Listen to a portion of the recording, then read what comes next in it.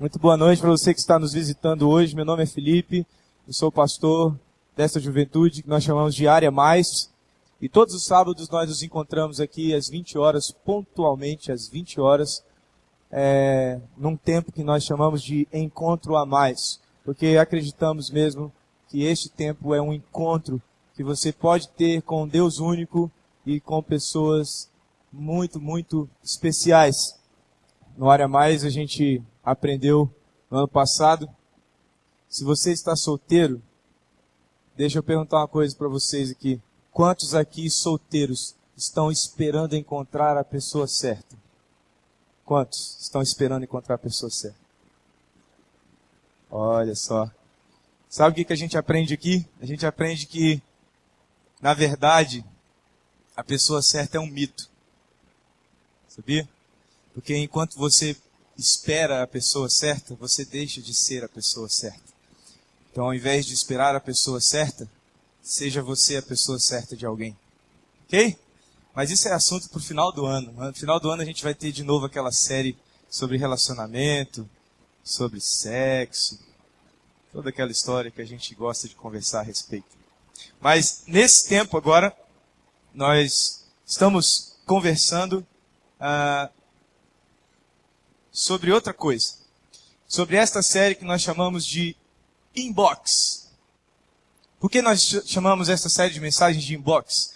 Porque nós desejamos que você veja mesmo a gente por dentro. Você olhe para dentro da caixinha. E dentro da caixinha tem 4 frases. Cada frase é uma espécie de resumo de cada uma das mensagens que você vai ouvir durante esta série. Hoje nós estamos na segunda mensagem. E o nosso desejo é que à medida que você vá nos conhecendo por dentro, você seja contagiado com o desejo de fazer parte de nós, fazer parte do que fazemos. Nosso intuito é você entender quem nós somos e por que fazemos o que fazemos. Para quem não esteve aqui na semana passada nós começamos esta série falando sobre um conceito chamado causa.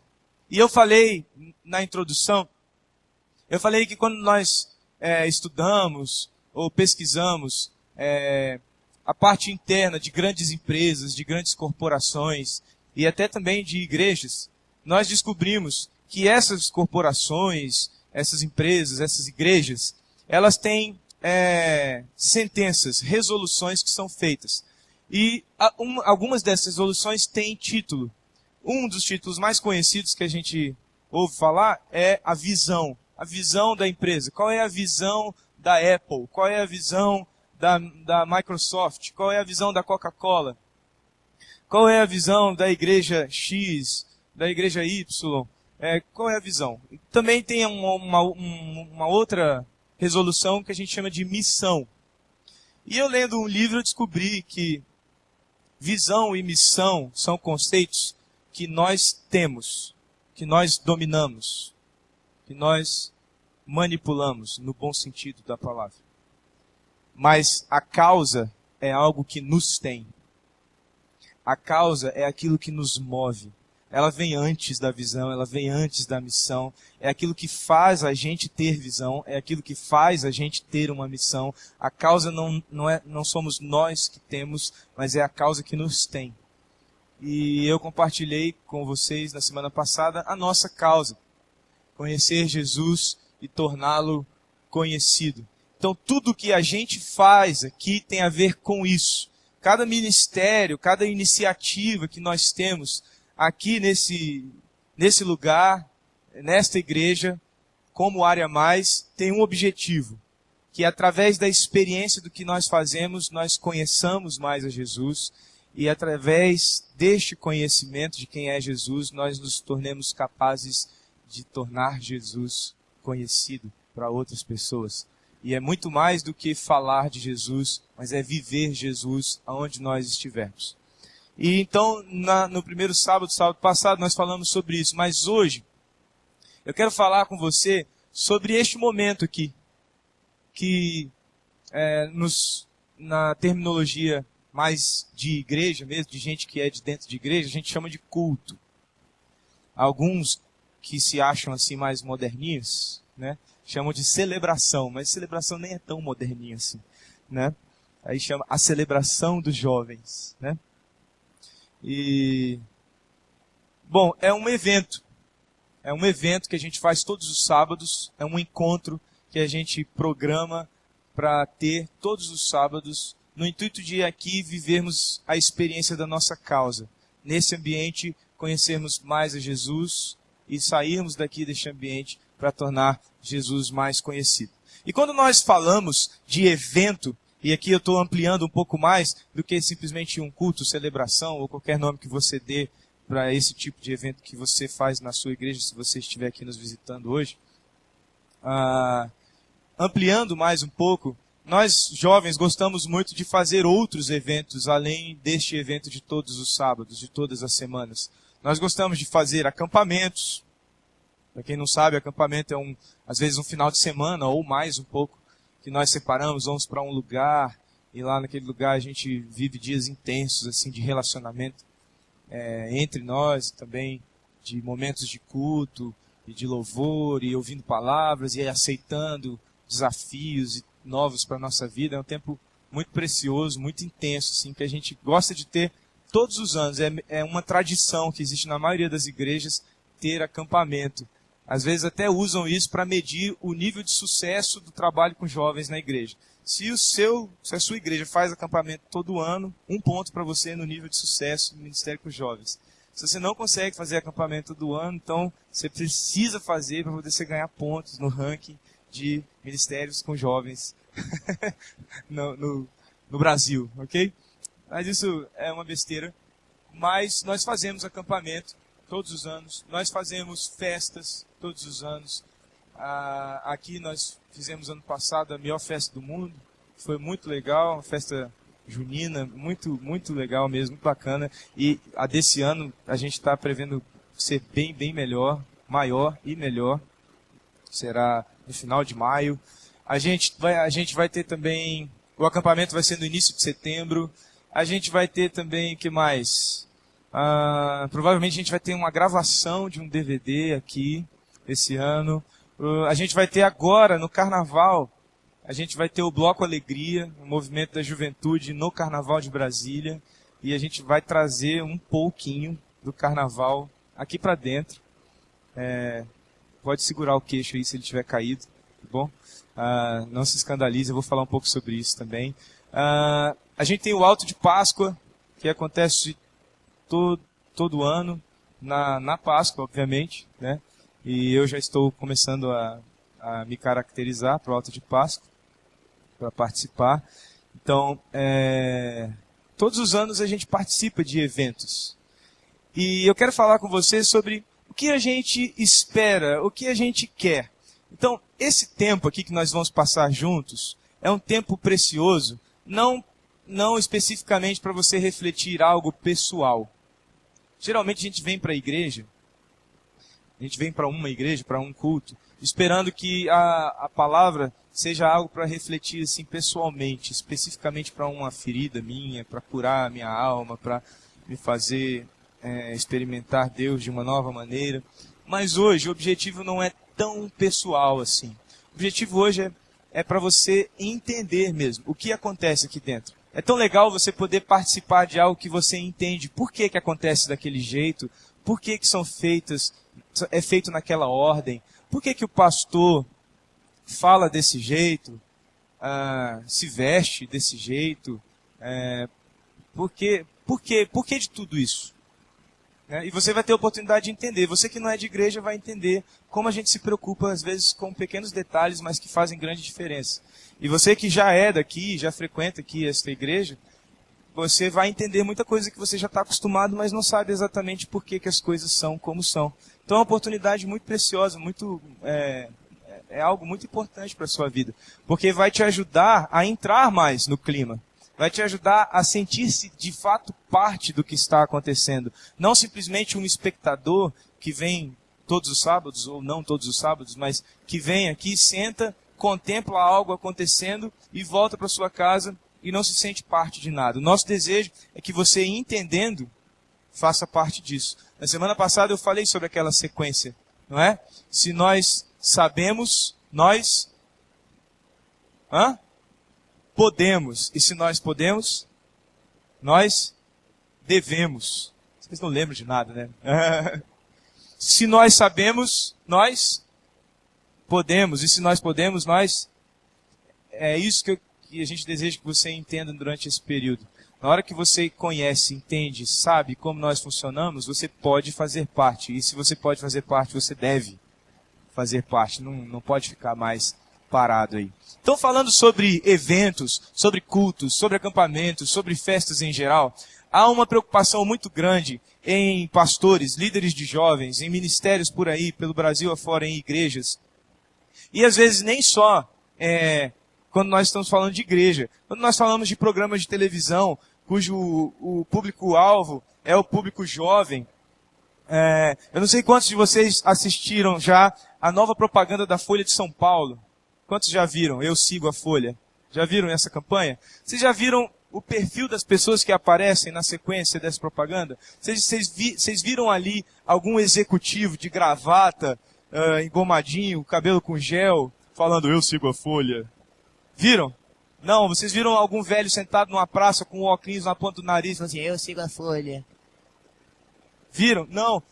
Se você prestar atenção quando você vê a propaganda novamente, você vai ver uma sequência que revela um perfil de pessoas que eles querem que sigam a Folha.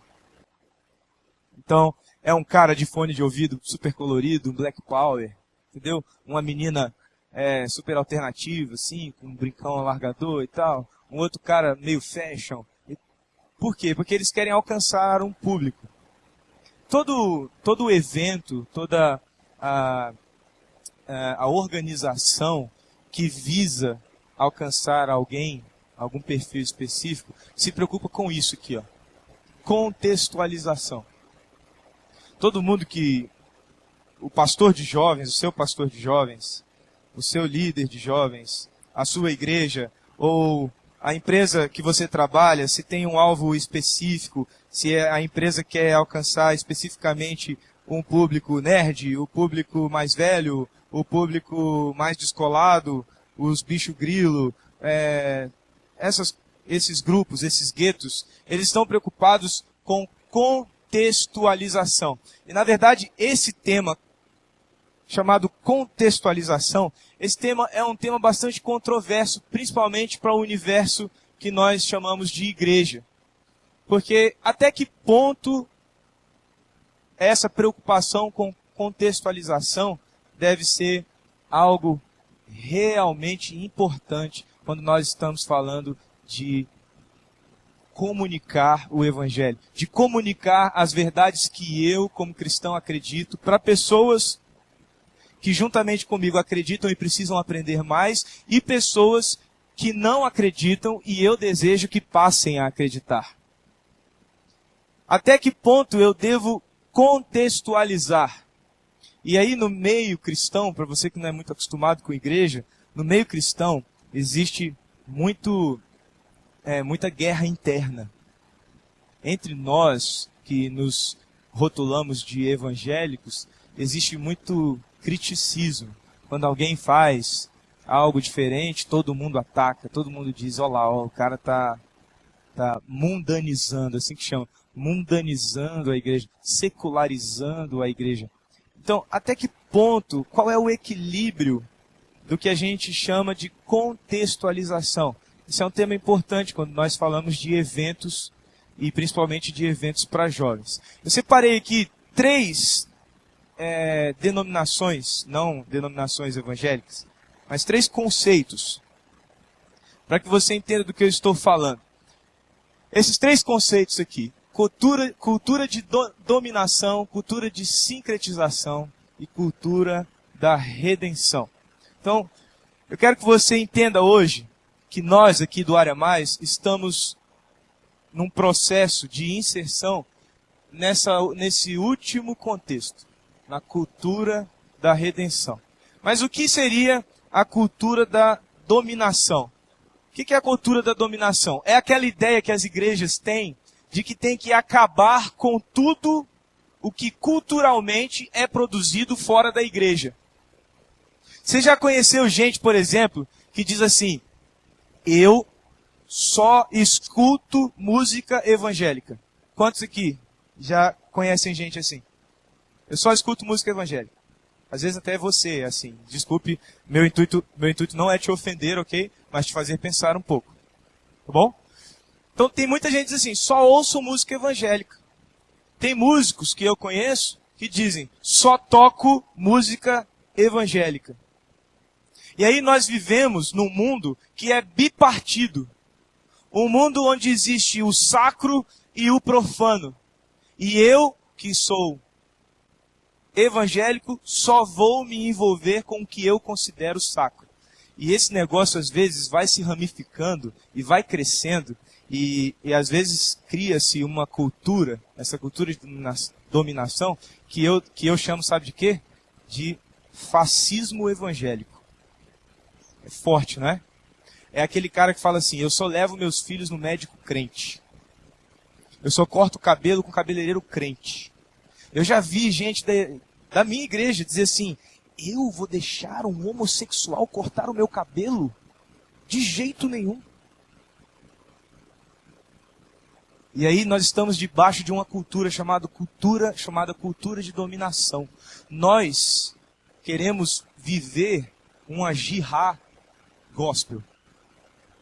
Nós vamos para as ruas para desfazer tudo que é produzido por aquilo que está fora das quatro paredes da igreja, e queremos que a igreja agora se torne a dominação do mundo. Mas Jesus não veio para isso. E na verdade, o que mais irritava os judeus da época de Jesus era exatamente isso. Porque quando os judeus falavam de Messias, ele pensava num cara que vinha para governar e para reinar politicamente. Quando o judeu pensava e jejuava pela espera do Messias, ele esperava um cara que viesse a arruinar com o Império Romano, arruinar com todos os impérios, com toda a cultura que existisse ao redor da cultura judaica, e a cultura judaica se tornasse então a cultura dominante no mundo, e eles reinariam sobre todos os povos. E hoje muitas igrejas vivem nessa mesma expectativa, nessa mesma condição, querendo ser a cultura que vai dominar sobre todas as culturas. E eu sei que quando eu estou falando disso, muitos de vocês estão incomodados, com vontade até de ir embora, falando assim: esse pastor é maluco, ele é herege, ele precisa se converter. Eu sei disso. Eu sinto isso. Energias negativas. Ai, ai. Mas muitos de nós vivemos dentro dessa cultura. E essa cultura, eu quero dizer para você que este lugar, esta iniciativa, este movimento jovem não está dentro dessa cultura. Nós não queremos estar dentro dessa cultura. Nós não olhamos para o mundo como o espaço para nós dominarmos. Para nós retirarmos tudo e substituirmos pelo que é nosso. Não. Tem uma outra cultura, que é a cultura de sincretização, ou cultura do sincretismo, que no Brasil é muito, muito, muito comum. Você vê demais isso na televisão, nos pregadores de televisão. Quando eu era mais novo, era muito comum, hoje já não é mais tanto, eu não sei por que pararam, mas eu ligava a TV 6 horas, lá em casa, eu me lembro sentado na copa, lanchando, ligava a TV 6 horas, 18 horas. Aí tinha um pastor lá na TV falando assim: meu amigo, minha amiga, coloque um copo d'água sobre o seu televisor e nós vamos orar e vamos abençoar. E aí ele começava a orar pelo copo d'água. E aí no final, ele falava: pegue esse copo d'água e beba.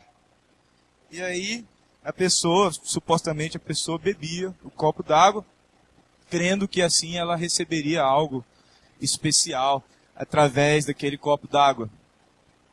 Isso se chama cultura do sincretismo. A igreja pegou valores que não são do cristianismo e introduziu no cristianismo. E aí começou-se a criar algumas coisas estranhas. E sincretismo é uma cultura tão difícil de lidar que eles usam muitos textos bíblicos para embasar suas iniciativas. Aqueles que são dentro dessa cultura chamada cultura do sincretismo. Eles usam textos bíblicos, quase todos fora completamente de contexto, para poder justificar o sincretismo. A mistura de valores, a mistura de conceitos, que são conceitos às vezes até opostos, mas eles conseguem de alguma forma juntar nesse movimento chamado sincretismo. E eu me lembro que nessa oração das 18 horas, de uma igreja conhecida como igreja evangélica, talvez no mundo hoje ainda a igreja mais conhecida no mundo como uma igreja evangélica, ao fundo, sabe que música tocava ao fundo? Ave Maria. O que não faz o menor sentido, ok? Aqui não vai nenhuma crítica à música, assim, a música é linda. Uma das músicas mais lindas que já foi composta. Mas você percebe que há um conflito de conceitos, né? Uma música de adoração a uma figura bíblica que os evangélicos são conhecidos por não adorar. Não é mesmo? Mas, ao fundo, tocava essa música. E assim, com esse movimento de sincretismo, introduziu-se muitas coisas estranhas. E hoje, você que não é de igreja, você às vezes tem medo de entrar na igreja. Não é mesmo? Uma vez eu tive a experiência de ir em uma dessas igrejas, por curiosidade. Eu fui no culto do meio-dia lá. E aí eu entrei, a coisa que mais me impressionou já de cara foi o isolamento acústico da igreja. Eu nunca vi um negócio daquele. Você tá no saguão, você não ouve nada. Aí você abre uma porta, e aí você começa a ouvir Aí você passa por um corredor, e aí abre a segunda porta. Meu irmão, quando abre a segunda porta...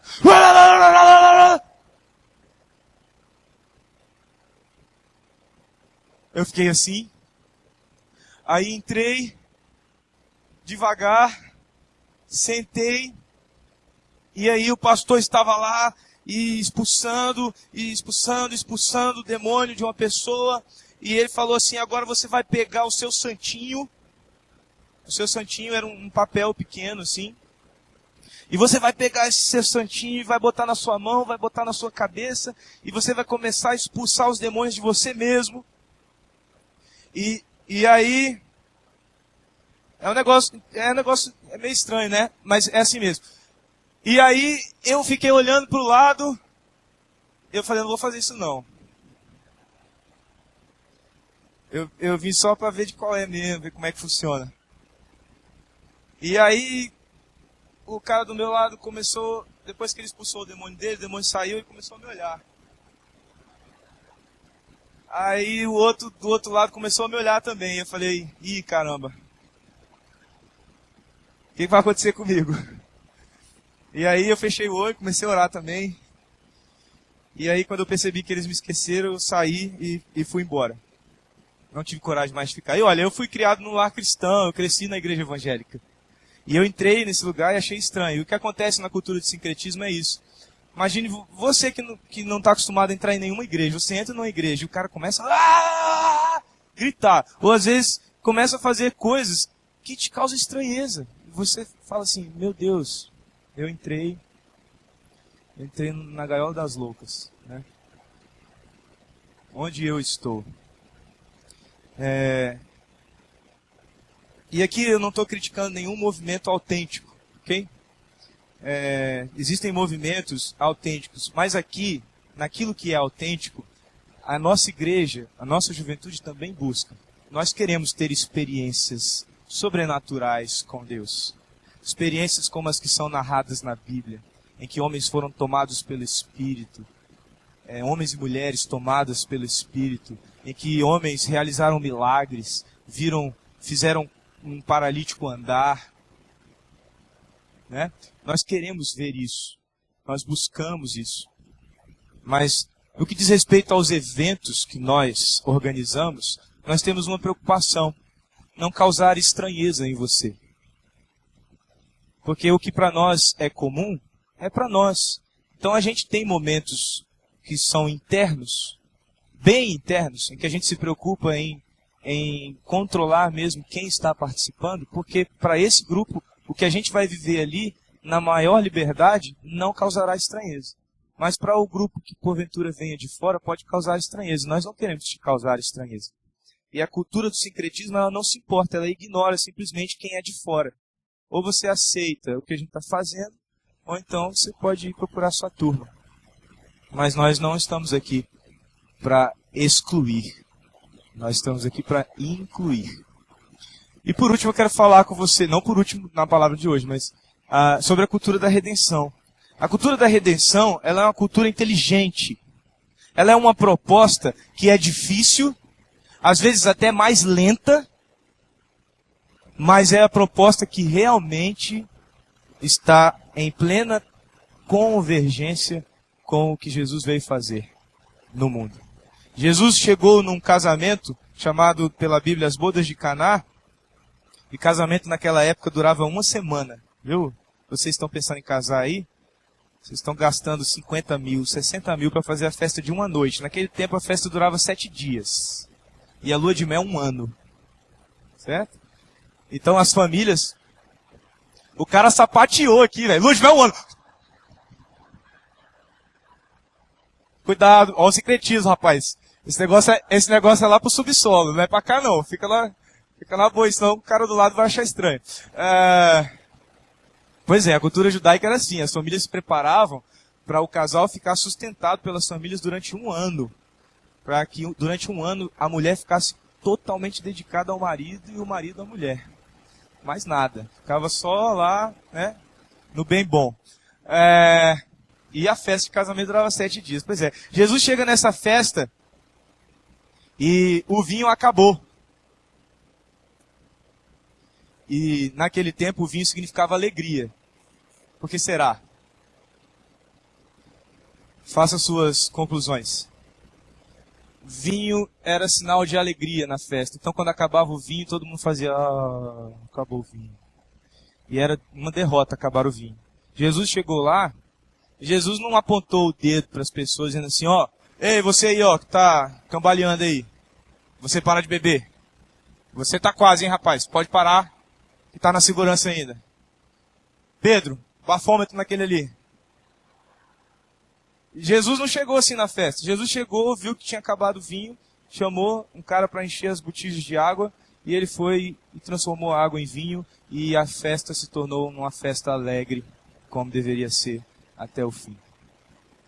Jesus não veio como um fariseu apontar o dedo no pecado das pessoas. Jesus veio redimir o homem. Quando ele se coloca entre os fariseus e a mulher adúltera, ele está se colocando entre aquilo que condena e aquilo que é condenado.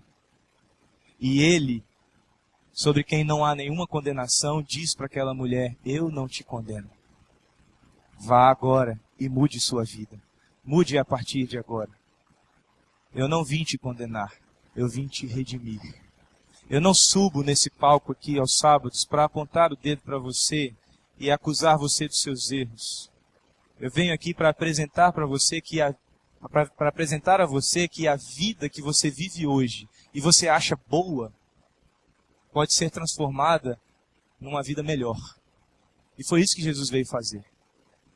Jesus veio mostrar ao mundo o plano de Deus, que é infinitamente superior a qualquer plano que eu e você possamos fazer. A cultura da redenção, ela não ignora o que o homem já fez de bom, e ela não admite nem abraça o que o homem realizou de ruim. A cultura da redenção, ela é inteligente, ela é de Jesus, ela analisa tudo que o homem fez de bom e usa isso para a glória de Deus. E tudo que o homem fez de ruim, ela redime e transforma para algo que glorifique o nome de Deus. E nós estamos aqui para isso. Nós usamos a música para isso. Nós estamos aqui para redimir a música. Por isso não há ritmo que seja considerado aqui impróprio. Por isso no Bloco Alegria, durante o Carnaval, nós vamos trazer uma banda de pagode aqui. E mais, eles vão tocar músicas de pagode. de pagode que você conhece. Ainda bem, ainda bem. Não é assim? Então, de pagodes que você curte, que você gosta. E não há problema nisso. Porque eu concordo com um dos maiores pensadores do século XX, chamado Francis Schaeffer, que dizia: toda a verdade é verdade de Deus. Tudo que o mundo produziu e que é bom, é de Deus. Toda a beleza, quando eu olho para um quadro, quando eu olho para uma pintura, quando eu olho para uma música, e aquilo é belo, a beleza é de Deus. Mas às vezes, a mente do mundo, a mente dominada e dominante no mundo, pega a beleza e transforma em pornografia. Pega a música e transforma em arrocha. Tô brincando, gente. Tô brincando. Mas pega as coisas de Deus e transforma em coisas que não glorificam a Deus. E o papel da igreja não é agora ignorar isso, expulsar isso. Não, o papel da igreja é resgatar isso para Deus. É resgatar o ritmo para Deus. É resgatar a beleza para Deus. É resgatar o que é bom. E que Deus disse, é bom. Para a glória dele. E é o que nós buscamos fazer aqui todos os sábados. Então, nós acreditamos assim, que nós estamos aqui para somar essas três coisas.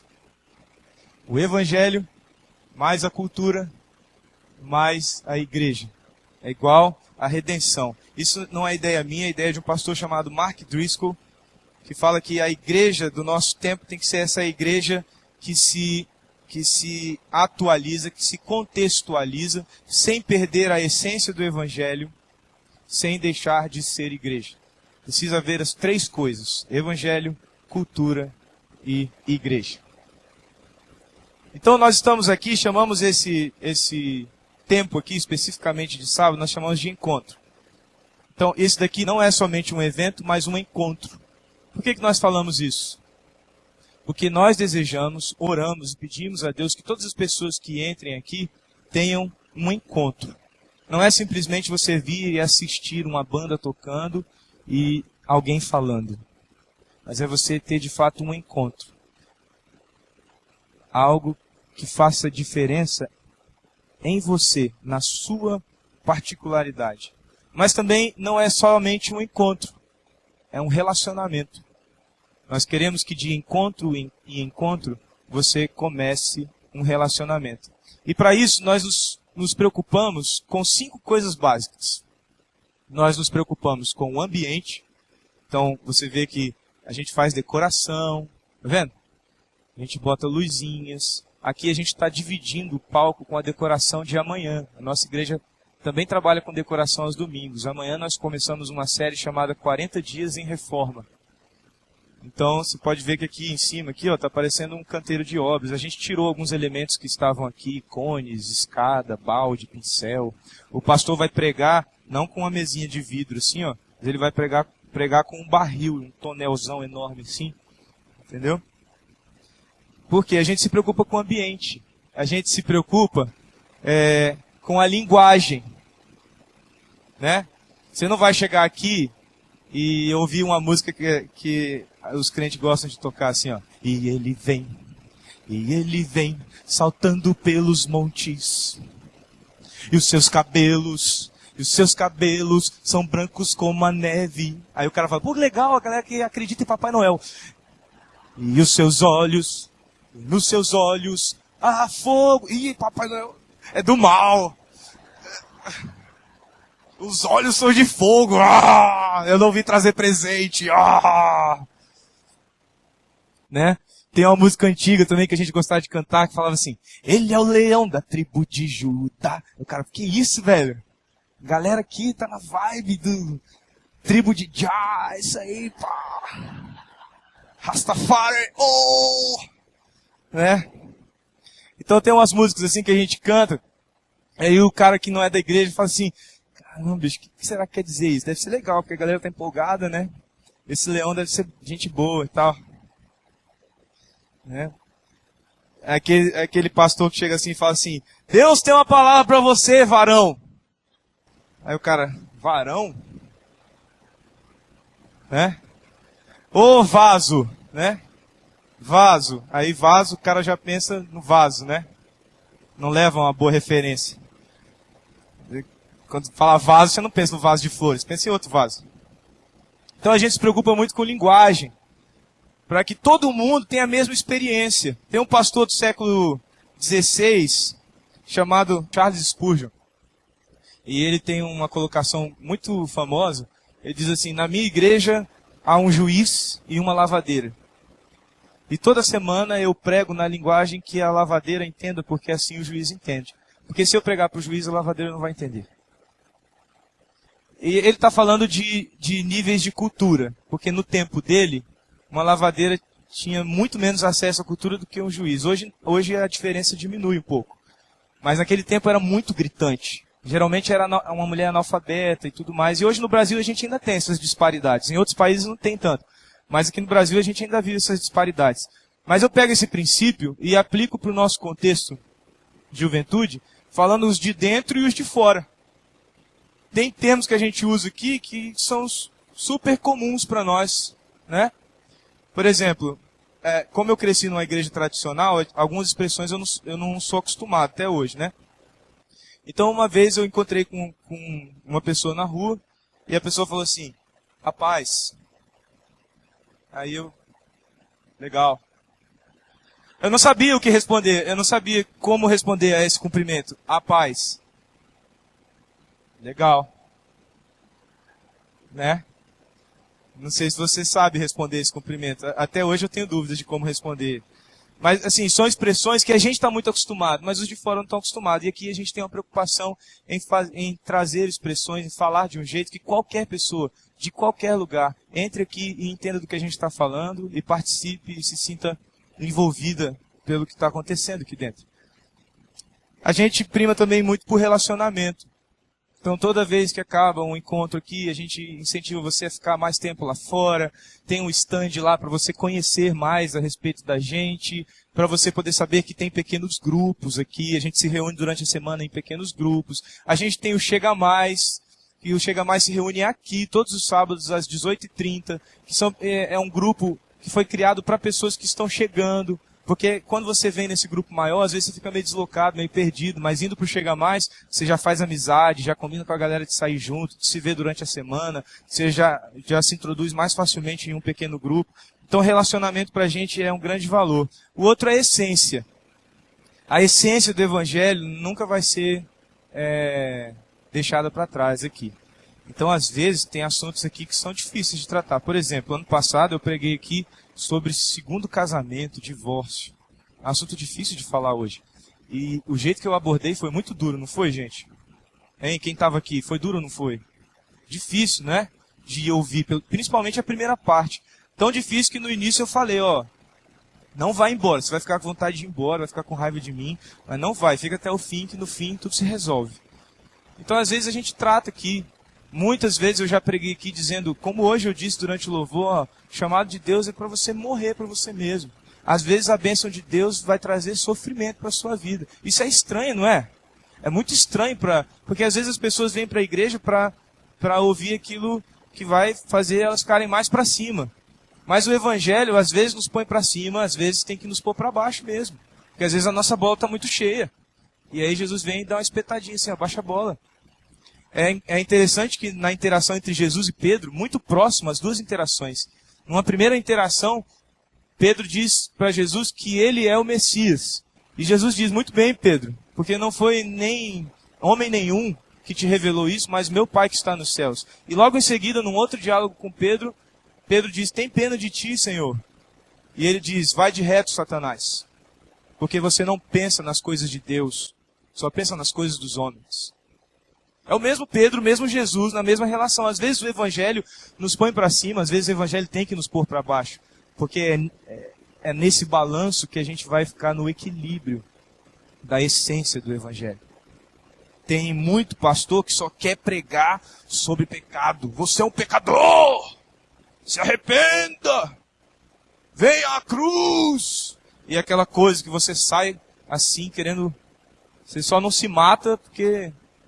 né?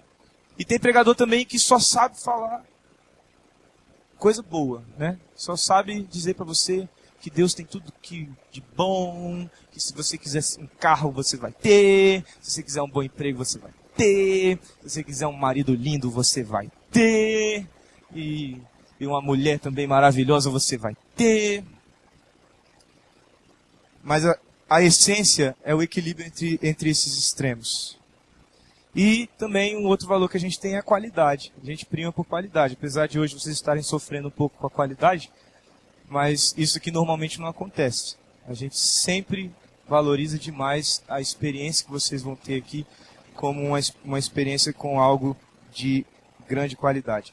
Então, quase toda semana eu digo para vocês que este encontro é um encontro com um Deus único e com pessoas especiais. É o nosso desejo que ao vir aqui, vocês tenham esse encontro com Deus e com pessoas especiais. E foi essa dinâmica que aconteceu na primeira igreja da história. E hoje nós vamos olhar para esse texto especificamente. Eu já citei a Bíblia várias vezes aqui, mas hoje, especificamente, eu quero que você olhe para esse breve texto que nós vamos conversar, simplesmente para concluir a nossa ideia de hoje. Está no livro de Atos, capítulo 2, a partir do versículo 46. Só são 2 versículos que nós vamos ler. Para você entender, esta foi a primeira igreja que se formou em Jerusalém, na cidade onde estavam reunidos ainda todos os apóstolos, os 12, agora não mais com Judas, mas com Matias, que foi substituído que foi o substituto de Judas. Depois daquele evento extraordinário chamado Pentecostes, aonde homens de línguas diferentes falavam e ouviam na sua própria língua, um fenômeno singular na história. E aí o apóstolo Pedro, mesmo que negou a Jesus diante do questionamento de uma menina, agora diante de uma multidão de todo tipo de gente, inclusive das autoridades daquele tempo, Pedro levanta a voz e prega a respeito de Jesus. E Pedro, de uma maneira primorosa, ele faz um resumo de toda a história. Ele começa lá no início de tudo. E vem falando, até chegar em Jesus, na sua morte e na sua ressurreição. E quando Pedro termina de pregar, sabe o que acontece? A Bíblia diz que mais de 3.000 pessoas entregaram suas vidas a Jesus Cristo. Se converteram em pessoas que criam no nome e na pessoa de Jesus. E aí formou-se a primeira mega church da história. 3.000 pessoas se converteram. E aí o versículo 42 começa a narrar a rotina dessa galera. O que eles faziam no dia a dia? E eles se dedicavam à doutrina dos apóstolos, à oração, a partir do pão. E ele vem narrando isso. E no versículo 46, ainda narrando a rotina dessa galera, olha só o que a Bíblia diz. Todos os dias continuavam a reunir-se no pátio do templo. O templo que havia em Jerusalém construído era o templo judaico. O pátio era um lugar que era acessível a não-judeus. O que a igreja fez? Começou a se reunir naquele lugar, mas não para assistir ou para tentar comungar com a fé judaica, mas para expressar a fé, a nova fé que eles tinham em Jesus Cristo. Veja bem, a igreja foi lá, a primeira igreja foi lá para tirar os judeus de lá de dentro? Não. Cultura de dominação? Não. A igreja foi lá para pegar todos os instrumentos de adoração dos judeus e usar no culto deles? Também não. Cultura de sincretismo? Não. Não foi isso. A igreja usou um espaço que era permitido para cultuar a Deus. E assim eles estavam trazendo redenção para aquele lugar, que foi criado para adorar o Deus verdadeiro, o Deus que eles adoravam. Reuniam-se no pátio do templo todos os dias. Partiam o pão também, aonde? Em suas casas. Havia reunião no templo, havia reunião nas casas. Havia um grande grupo que se reunia e havia pequenos grupos que se reuniam em suas casas. E juntos, eles participavam das refeições com alegria e sinceridade de coração. E nessas reuniões, sabe o que eles faziam? Eles louvavam a Deus e tinham a simpatia de todo o povo. Quando nós dizemos aqui, este é um encontro com um Deus único e com pessoas especiais, nós queremos que você tenha 2 relacionamentos ao vir aqui a este lugar. Nós queremos que você tenha um relacionamento com Deus e um relacionamento com pessoas de Deus. E a igreja, a primeira igreja da história, fazia isso. Na reunião deles, as pessoas se uniam para primeiro louvar a Deus, um relacionamento com Deus. Mas ao fazer isso, na maneira que eles louvavam a Deus, no estilo de vida que eles tinham e que louvava a Deus, sabe o que aconteceu? Eles iam tendo simpatia das pessoas. As pessoas de fora entendiam o que eles estavam fazendo e desejavam fazer parte daquilo. É o que nós aqui mais desejamos a respeito da sua vida, que nos visita hoje, que assiste a gente pela internet, é que você tenha simpatia pelo que a gente faz aqui e queira se unir a nós nisso. Porque essa é a essência da igreja. A igreja não veio para dominar, para expulsar as pessoas ou as suas culturas. Um missionário não vai para uma tribo indígena para transformar essa tribo indígena num monte de bicho urbano. O missionário vai lá, conhece a cultura indígena, conhece os valores e começa a redimir a cultura. Aqui na nossa igreja nós temos um missionário que está com mais de 80 anos, pastor Rinaldo, que é um exemplo lindo disso. Um homem que ama os xerentes, uma tribo indígena do Tocantins. E que se você for lá conhecer os xerentes, você vai ver o tanto da cultura dos xerentes que permanece ainda. O tanto que esse homem lutou para que a cultura dos xerentes permanecesse. Mas hoje, a tribo xerente tem culto, eles louvam a Deus do jeito deles, encaixados na cultura deles. E sabe o que acontece quando nós louvamos a Deus e ao mesmo tempo estamos preocupados com o outro? Quando nossas reuniões, nossos encontros, o nosso movimento se preocupa em mostrar Deus para as pessoas e ter relacionamento com as pessoas, nós com as pessoas, é o que acontecia com esta igreja. O Senhor lhes acrescentava todos os dias os que iam sendo salvos. As pessoas simpatizavam-se com a igreja, começavam a se envolver com aquelas pessoas, e à medida que elas se envolviam com aquelas pessoas, elas conheciam a Jesus, entregavam suas vidas a Jesus, e a vida delas era completamente transformada.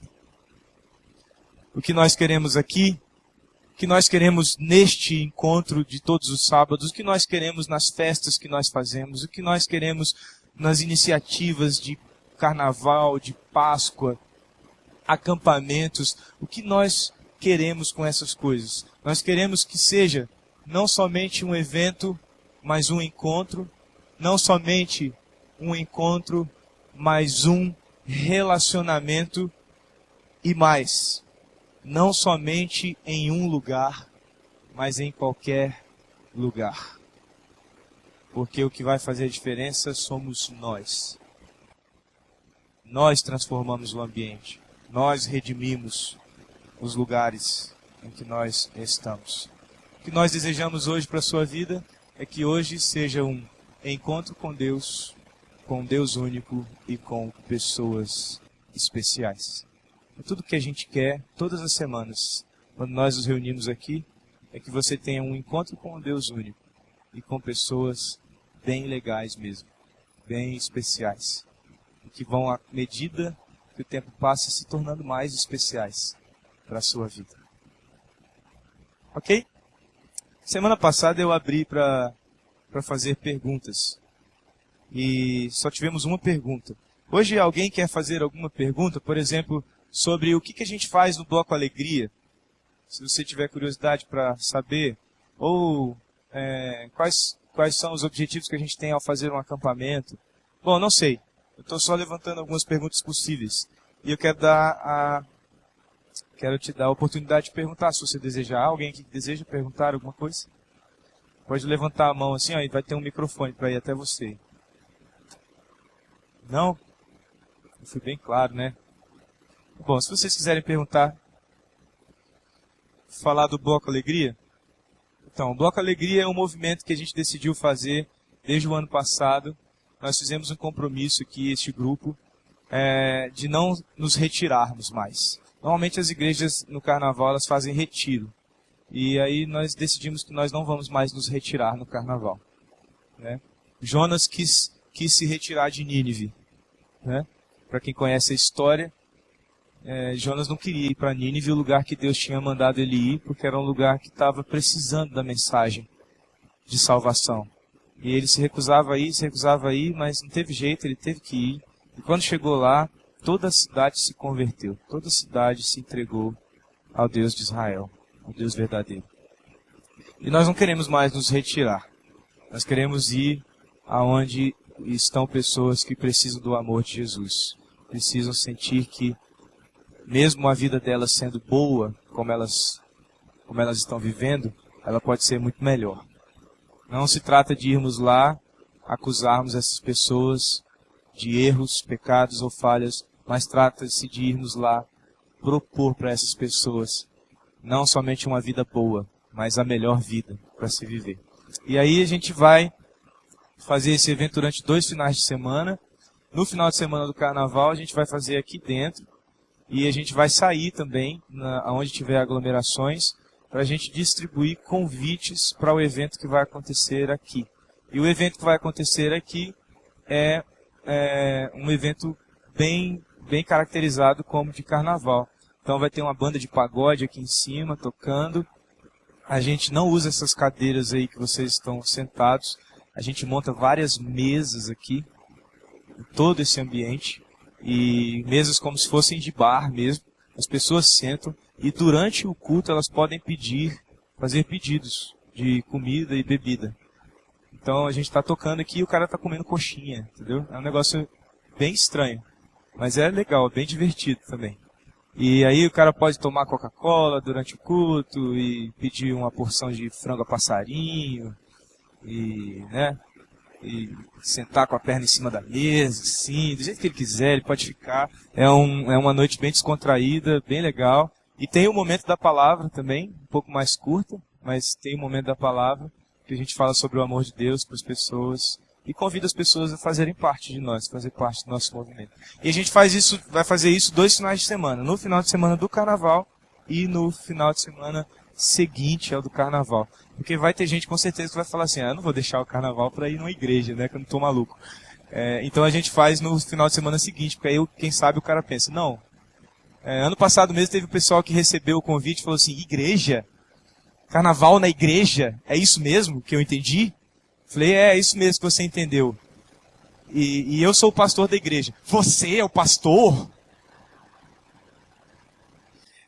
Eu disse, sou eu. Então, é mais ou menos isso, o Bloco Alegria. Tá bom? Muito obrigado por você ter me ouvido, obrigado por estar aqui com a gente. Até sábado que vem.